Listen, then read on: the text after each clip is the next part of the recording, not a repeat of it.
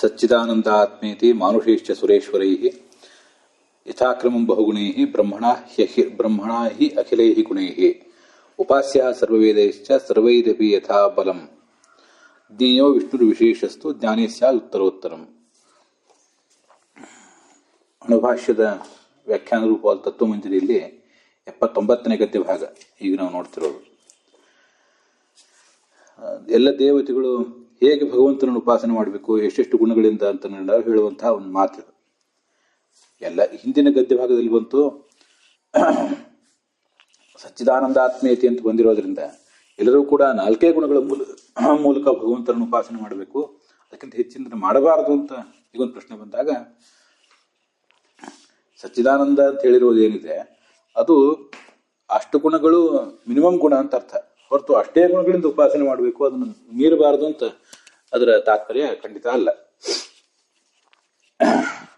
ಅದರಿಂದ ಈ 4 ಗುಣಗಳು ಮತ್ತು ಅದಕ್ಕಿಂತ ಹೆಚ್ಚಿನ ಗುಣಗಳ ಮೂಲಕ ಎಲ್ಲರೂ ಕೂಡ ಉಪಾಸನೆ ಮಾಡಬೇಕು ಅಂತ ಅದರ ತಾತ್ಪರ್ಯ ಆಗ್ತದೆ.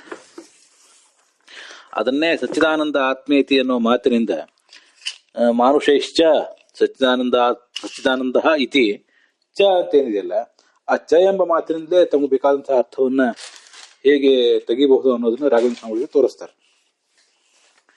ಚ ಎಂಬ ಶಬ್ದಕ್ಕೆ ಸಾಮಾನ್ಯವಾಗಿರುವ ಅರ್ಥ ಕೂಡ ಅಂತ ಅರ್ಥ, ಆದ್ರೆ ಇಲ್ಲಿ ಚ ಎಂಬ ಶಬ್ದಕ್ಕೆ ಪ್ರಭೃತಿ ಅನ್ನೋ ಅರ್ಥವನ್ನು ಹೇಳ್ತಿದ್ದಾರೆ. ಅದನ್ನ ನಾವೀಗ 79ನೇ ಗದ್ಯ ಭಾಗದಲ್ಲಿ ನೋಡ್ಬೇಕು. ಸಚ್ಚಿದಾನಂದಾತ್ಮೇತಿ ವಿಷ್ಣು ಉಪಾಸ್ಯ ಅಂತ ಅನ್ನೋದನ್ನ ಅಲ್ಲಿ ಅಧ್ಯಾಹಾರದ ಮೂಲಕ ನಾವು ತಗೊಳ್ಬೇಕು. ಚ ಶಬ್ದ ಪ್ರಭೃತ್ಯರ್ಥ, ಅವ್ಯಯಗಳಿಗೆ ಅನೇಕ ಅರ್ಥಗಳಿವೆ. ಆದ್ರಿಂದ ಇಲ್ಲಿ ಚ ಎಂಬ ಶಬ್ದಕ್ಕೆ ನಾವು ಪ್ರಭೃತಿ, ಅವನು ಕೆಲವು ಸರಿ ಅವನು ಕೂಡ ಬರ್ತಾನೆ ಅಂತ ಹೇಳಿದಾಗ ಅವರಿಂದ ಇನ್ನೂ ಕೆಲವರು ಬರ್ತಾರೆ ಅಂತ ಅರ್ಥ. ಅದು ಇನ್ನೂ ಶಬ್ದದಿಂದ ಸಮುಚ್ಚಯವನ್ನು ಮಾಡ್ಕೊಂಡಾಗಲೂ ಕೂಡ ಅದು ಅನೇಕರು ಅನ್ನೋ ಅರ್ಥವನ್ನು ತೋರಿಸ್ತದೆ. ಸಹಜವಾಗಿ ಅದರಲ್ಲೇ ಅದು ಸೇರ್ಕೊಂಡಿದೆ. ಅದರಿಂದ ಒಟ್ಟಾರೆ ಏನು ಅರ್ಥ ಆಗ್ತದೆ ಅಂದ್ರೆ, ಸುರೇಶ್ವರೀಹಿ ದೇವತೆಗಳಿಂದ ಹೇಗೆ ಭಗವಂತ ಉಪಾಸಿಸಲ್ಪಡಬೇಕು ಅಂದ್ರೆ, ಸಚ್ಚಿದಾನಂದ ಪ್ರಭೃತಿಭಿ ಬಹುಗುಣೈ ಉಪಾಸ್ಯ ವಿಷ್ಣು ಇತ್ಯರ್ಥ. ಸತ್ ಚಿತ್ ಆನಂದ ಆತ್ಮ ಅಂತ 4 ಗುಣಗಳು, ಮಿನಿಮಮ್ ಗುಣಗಳು. ಇವೇ ಮೊದಲಾದ ಗುಣಗಳ ಮೂಲಕ ಆತ ಉಪಾಸಿಸಲ್ಪಡಬೇಕು ಅಂತ ಒಟ್ಟು ತಾತ್ಪರ್ಯ ಸಿದ್ಧ ಆಗ್ತದೆ. ಅದು ದೇವತೆಗಳ ತಾರತಮ್ಯದಲ್ಲಿ ಮೇಲ್ಮೇಲೆ ಹೋದಂತೆ ಹೆಚ್ಚು ಹೆಚ್ಚು ಗುಣಗಳಿಂದ ಅವರು ಉಪಾಸಿಸಲ್ಪಡಬೇಕು ಅನ್ನೋದು ಅದರ ತಾತ್ಪರ್ಯ.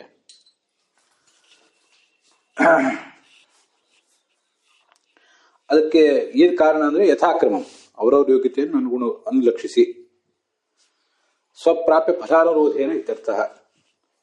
ಅವರು ನಾಳೆ ಮುಕ್ತಿಯಲ್ಲಿ ಯಾವ ಫಲವನ್ನು ಪಡಿಬೇಕಾಗಿದೆಯೋ ಆ ಫಲಕ್ಕೆ ಅನುಗುಣವಾಗಿ ಅಂತ ಅದರ ತಾತ್ಪರ್ಯ ಆಗ್ತದೆ.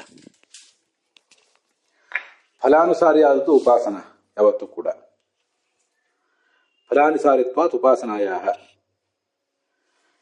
ಈ ಮನುಷ್ಯೇಭ್ಯ ಅತಿಶಯಿತ ಫಲಸ್ಯ ಪ್ರಾಪ್ಯತ್ವಾತ್, ಮನುಷ್ಯರಿಗಿಂತಲೂ ಹೆಚ್ಚಿನ ಫಲವನ್ನೇ ಅವ್ರು ಪಡಿಬೇಕು ಈ ದೇವತೆಗಳು. ಆದ್ರಿಂದ ಅದಕ್ಕೆ ಬೇಕಾಷ್ಟು ಉಪಾಸನೆಯನ್ನು ಕೂಡ ಅವ್ರು ಮಾಡಬೇಕು. ಕಡಿಮೆ ಉಪಾಸನೆ ಮಾಡಿದರೆ ಕಡಿಮೆ ಫಲಕ್ಕೆ ಅವರು ಭಾಗಿಗಳಾಗಿಬಿಡ್ತಾರೆ. ಆದ್ರಿಂದ ಹೆಚ್ಚಿನ ಉಪಾಸನೆಯನ್ನೇ ಅವ್ರು ಮಾಡಬೇಕು ಅಂತ ಅದು ತಾತ್ಪರ್ಯ. ಬ್ರಹ್ಮಸೂತ್ರ ಭಾಷ್ಯದಲ್ಲೇ ಹಿಂದೆ ಒಂದು ಮಾತು ಬಂದಿದೆ, ಅದನ್ನು ಹೇಳಿದ್ದೆ ನಾನು. ಸಂಪೂರ್ಣ ಉಪಾಸನಾದ್ ಬ್ರಹ್ಮ ಸಂಪೂರ್ಣ ಆನಂದ ಭಾಗ್ ಭವೇತ್. ಅತಿ ಹೆಚ್ಚು ಉಪಾಸನೆಯನ್ನು ಮಾಡುವವನು ಈ ಸೃಷ್ಟಿಯಲ್ಲಿ ಚತುರ್ಮುಖ ಬ್ರಹ್ಮ. ಆದ್ರಿಂದ ಅವನಿಗೆ ಹೆಚ್ಚಿನ ಆನಂದ. ಸಂಸಾರದಲ್ಲಿ ಬದ್ಧರಾಗಿದ್ದು ಮುಕ್ತಿಯನ್ನು ಪಡೆಯುವವರಲ್ಲಿ ಅವನದೇ ಹೆಚ್ಚಿಂದು. ಲಕ್ಷ್ಮೀದೇವಿದು ಅದಕ್ಕಿಂತ ಹೆಚ್ಚಿಂದ ಹೌದು, ಆದ್ರೆ ಅವಳು ಸಂಸಾರದಲ್ಲಿ ಬದ್ಧಳಲ್ಲ. ಉಪಾಸನೆ ಮಾಡಿ ಮುಕ್ತಿ ಪಡಿಬೇಕಾದ ತತ್ವ ಅವಳಲ್ಲ. ಆದ್ರಿಂದ ಅವಳನ್ನು ಇಲ್ಲಿ ಹೊರತುಪಡಿಸಿದೀವಿ ಅಂತ ಅದರ ತಾತ್ಪರ್ಯ ಆಗ್ತದೆ. ಫಲಾನುಸಾರಿತ್ವ ಉಪಾಸನಾಯ. ಈ ಉಪಾಸನ ಅಂತದ್ದು ಫಲವನ್ನು ಅನುಸರಿಸಿ ಮಾಡಬೇಕಾದದ್ದು. ಉಪಾಸನೆ ಹೇಗೆ ಮಾಡ್ತೀವೋ ಅದಕ್ಕೆ ಅನುಗುಣವಾಗಿ ಫಲ ನಾಳೆ ಸಿಗೋದು, ಹೀಗರ್ಥ. ಇವತ್ತು ಉಪಾಸನೆ ಮಾಡಿದರೆ ಅದಕ್ಕೆ ಅನುಗುಣವಾಗಿ ನಾಳೆ ಅದ್ರ ಫಲ ಸಿಗೋದು. ಆದರೆ ಇವತ್ತು ಉಪಾಸನೆ ಅವನು ಮಾಡುವುದೂ ಕೂಡ ಮತ್ತೆ ಭಗವಂತ ಅವನ ಕಡೆಯಿಂದ ಮಾಡಿಸುವುದೂ ಕೂಡ ಫಲಕ್ಕೆ ನಾಳೆ ಅವನು ಪಡೆಯಬೇಕಾಗಿದ್ದ ಫಲಕ್ಕೆ ಅನುಗುಣವಾಗಿಯೇ, ಹೀಗರ್ಥ. ಅದಕ್ಕಿಂತ ಹೆಚ್ಚಿನ ಅವನಿಗೆ ಮಾಡ್ಲಿಕ್ಕೆ ಆಗೋದು ಇಲ್ಲ. ಮಾಡಿದರೆ ಭಗವಂತ ಅವನ ರೆಕ್ಕೆ ಪುಕ್ಕಗಳನ್ನು ಕತ್ತರಿಸಿ ಅವನ್ನ ಎಲ್ಲಿಡ್ಬೇಕೋ ಅಲ್ಲಿಡ್ತಾನೆ. ಯಜಮಾನದ ಬಿಟ್ಟು ಆದ್ದರಿಂದ ಅವನ ಮೇಲೆ ಹೋಲಿಕೆ ಬಿಡೋದಿಲ್ಲ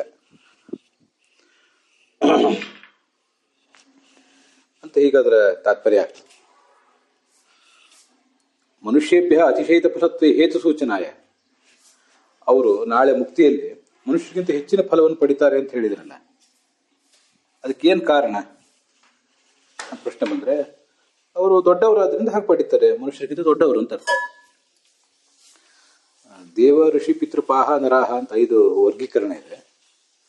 ಆದ್ರಿಂದ ಅವರು ಅವರು ದೇವತೆಗಳಾದ್ರಿಂದ ಹೆಚ್ಚಿನ ಫಲವನ್ನೇ ಪಡಿತಾರೆ. ಮತ್ತು ಅಲ್ಲೂ ಕೂಡ ಬರೇ ಸುರರು ಅಂತ ಅಷ್ಟೇ ಹೇಳಲಿಲ್ಲ, ಸುರ ಈಶ್ವರ ಅಂತ ಹೇಳಿದರು.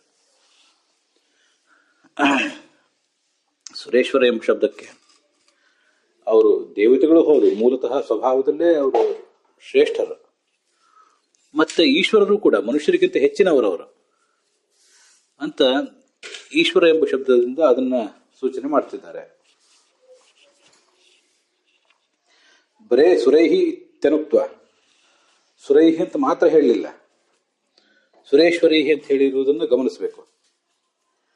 ಈಶ್ವರ ಅಂದ್ರೆ ಏನರ್ಥ? ಈಗ ನಾವು ಸುರೇಶ್ವರ ಅನ್ನೋ ಶಬ್ದವನ್ನ ಬೇರೆ ಬೇರೆ ರೀತಿಯಾಗಿ ವ್ಯಾಖ್ಯಾನಿಸ್ಕೋಬಹುದು. ಸುರಾಣಾಂ ಈಶ್ವರಾಹ ಸುರೇಶ್ವರಾಹ, ದೇವತೆಗಳಿಗೆ ಒಡೆಯರು ಅಂತ ಅರ್ಥ, ದೇವತೆಗಳಲ್ಲೇ ಹಿರಿಯರು ಅಂತ ಅರ್ಥ. ಇನ್ನೊಂದು ಇಲ್ಲಿ ಮಾಡ್ತಿರೋದು ಸುರಾಶ್ಚ ಈಶ್ವರಾಶ್ಚ, ಅವರು ಸುರರೂ ಹೌದು ಮತ್ತೆ ಈಶ್ವರರೂ ಹೌದು. ಈಶ್ವರರು ಅಂದ್ರೆ ಮಾನುಷಾಣಾಂ ಈಶ್ವರಾಹ, ಸುರಾಶ್ಚತೆ ಈಶ್ವರಾಶ್ಚ ಲೋಕಸ್ಯ ಇತಿ ವಿಗ್ರಹ. ಈ ಜಗತ್ತಿಗೆ ಅವರು ಒಡೆಯರಾದ್ರಿಂದ ಅವರಲ್ಲಿ ಈ ತರ ಭಿನ್ನವಾದ ಯೋಗ್ಯತೆ ಇದ್ದೇ ಇದೆ ಅಂತ ತಾತ್ಪರ್ಯ ಆಗ್ತದೆ. ಗೀತಾ ಪ್ರಸ್ಥಾನದಲ್ಲಿ ಬಂದಿರುವಂತಹ ಒಂದು ಮಾತು ಈಗ ನೆನಪಿಗೆ ಬರ್ತದೆ. ಮುಂದೆ ಅದನ್ನ ಸೂತ್ರ ಭಾಷ್ಯ ಪಾಠ ಮಾಡುವಾಗ ಹೆಚ್ಚು ವಿಸ್ತಾರವಾಗಿ ಹೇಳ್ತೇನೆ. ಅನಾದಿ ಯೋಗ್ಯತಾ ಭೇದಾತ್ ಪುಂಸಾಂ ದರ್ಶನ ಸಾಧನ ನಾನೈವ. ಅನಾದಿಯಾದದ್ದು ಯೋಗ್ಯತಾ ಜೀವನದು, ಆ ಯೋಗ್ಯತೆ ಭಿನ್ನ ಭಿನ್ನವಾಗಿರುವುದರಿಂದ ಪುಂಸಾಂ ಸಾಧಕರ ದರ್ಶನ ಸಾಧನ, ಅವರವರಿಗೆ ಅಪರೋಕ್ಷ ಜ್ಞಾನಕ್ಕೆ ಸಾಧನವಾದ ಸಂಗತಿಗಳು ಉಪಾಸನೆ ಮತ್ತು ಕರ್ಮ, ಭಕ್ತಿಯೋಗ, ಜ್ಞಾನಯೋಗ, ಕರ್ಮಯೋಗ ಮತ್ತು ಸಜ್ಜನದ ಸಂಘ, ಹೀಗೆಲ್ಲ ನಾನಾ ಥರದ ಇದೆ. ಸಜ್ಜನದ ಸಂಘವೂ ಕೂಡ ಮುಕ್ತಿಯಲ್ಲಿ ಹೆಚ್ಚಿನ ಆನಂದಕ್ಕೆ ಕಾರಣ ಅಂತ ಭಾಗವತ ತಾತ್ಪರ್ಯದಲ್ಲಿದೆ.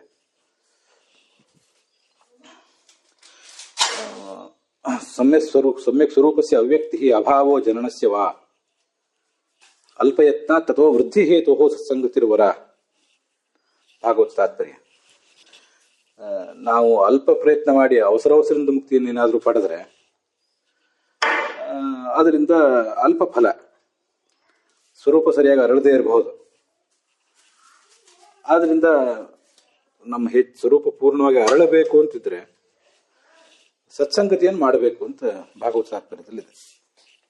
ಆದ್ರಿಂದ ಹೀಗೆ ಯೋಗ್ಯತಾಭೇದ ಇರೋದ್ರಿಂದ ಒಬ್ಬೊಬ್ಬ ವ್ಯಕ್ತಿಗೂ ಈ ಉಪಾಸನೆ, ಕರ್ಮಯೋಗ, ಜ್ಞಾನಯೋಗ ಮೊದಲಾದ ಸಾಧನಗಳು ಅನೇಕ ಇವೆ, ಎಲ್ರಿಗೂ ಕೂಡ ಒಂದೇ ಥರದ್ದಿಲ್ಲ ಅಂತ ಹೇಳೋದ್ರ ತಾತ್ಪರ್ಯ ಆಗ್ತದೆ. ಅದನ್ನು ಕೂಡ ಇಲ್ಲಿ ನೆನಪು ಮಾಡ್ಕೊಳ್ಬಹುದು. ಇಲ್ಲಿ ಬರ್ತಿರೋದು ಉಪಾಸನೆ ಮಾತ್ರ, ಆದ್ರೆ ಅದನ್ನು ಹೇಳೋಣ ಅಂತ ನೆನಪಿಗೆ ಬಂತು. ಕಿಂ ಸರ್ವದೇವೈಹಿ ಸಾಮ್ಯೇನ ಉಪಾಸ್ಯ, ಎಲ್ಲ ದೇವತೆಗಳು ಕೂಡ ಅವನನ್ನು ಸಮಾನವಾಗಿ ಉಪಾಸನೆ ಮಾಡಬೇಕು ಹೇಗೆ ಅಂದ್ರೆ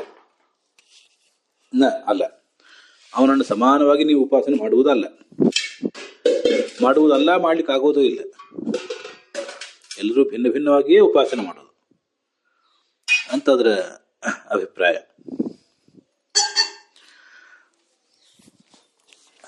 ಅದನ್ನ ಯಥಾಕ್ರಮಂ ಎಂಬ ಶಬ್ದದಿಂದ ಹೇಳಿದ್ದಾರೆ. ಅನಾದಿ ಸ್ವಸ್ವ ಯೋಗ್ಯತಾ ಕ್ರಮಾನುಸರೋಧೇನ ಇತ್ಯರ್ಥ. ಅನಾದಿಯಾದಂತಹ ಅವರವ್ರ ಯೋಗ್ಯತಾ ಏನಿದೆ ಅದಕ್ಕನುಗುಣವಾಗಿ ಅಂತ ಅದರ ತಾತ್ಪರ್ಯ.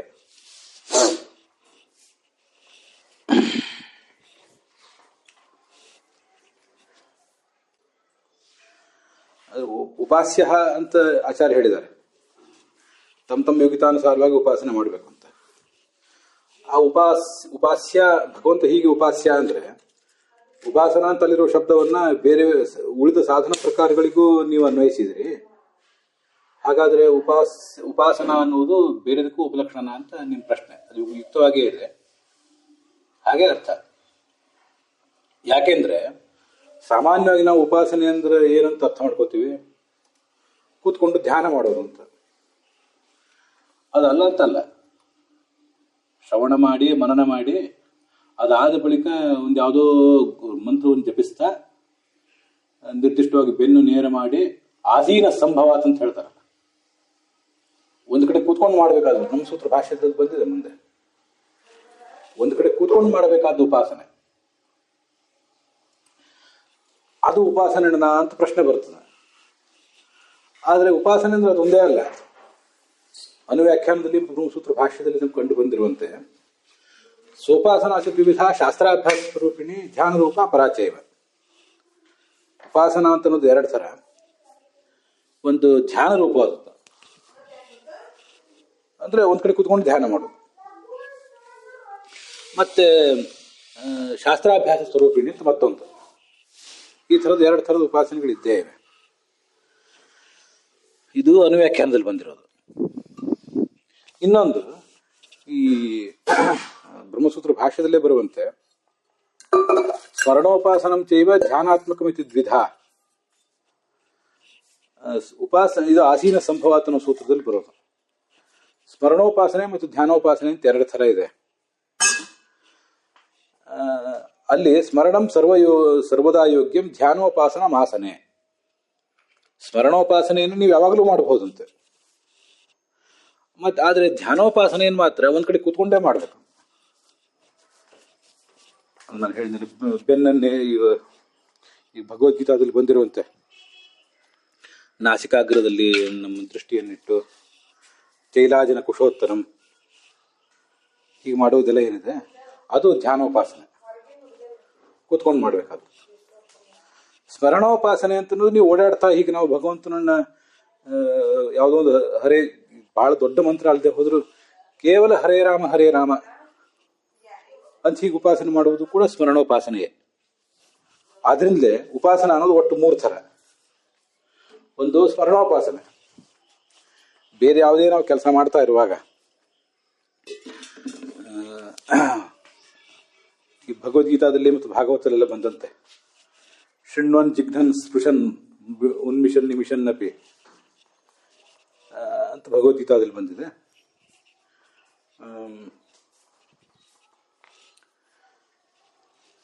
ಮತ್ತೆ ಭಾಗವತದಲ್ಲೂ ಕೂಡ ನಾಮಾನಿ ರೂಪಾನಿ ಚ ಮಂಗಲಾನಿತೆ ಶೃಣ್ವನ್ ಗೃಣನ್ ಸಂಸ್ಮರ್ಯಂಶ್ಚ ನಿತ್ಯಂ ನಾಮಾನಿ ರೂಪಾಣಿ ಚ ಮಂಗಲಾನಿತೆ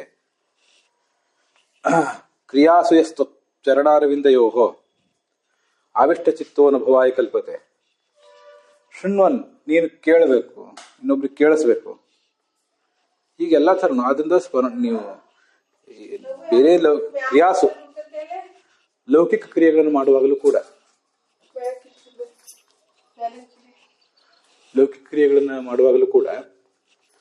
ಆ ಭಗವಂತನನ್ನು ಉಪಾಸನೆ ಮಾಡುವುದು ಒಂದು ಉಪಾಸನೆ. ಮತ್ತೆ ಇನ್ನೊಂದು ಶಾಸ್ತ್ರಾಭ್ಯಾಸ ರೂಪವಾಗಿ ಮಾಡೋದು, ಅದು ಮತ್ತೊಂದು. ಮೂರನೇದು ಒಂದು ಕಡೆ ನಿರ್ದಿಷ್ಟವಾದ ಜಾಗದಲ್ಲಿ ಕೂತ್ಕೊಂಡು ಮಾಡೋದು. ಇಷ್ಟು ಉಪಾಸನೆ ಅಂತ ಕಂಡು ಬರ್ತದೆ. ಇವೆಲ್ಲವೂ ಸಾಧನ ಪ್ರಕಾರಗಳೇ ಅಂತ ತಾತ್ಪರ್ಯ.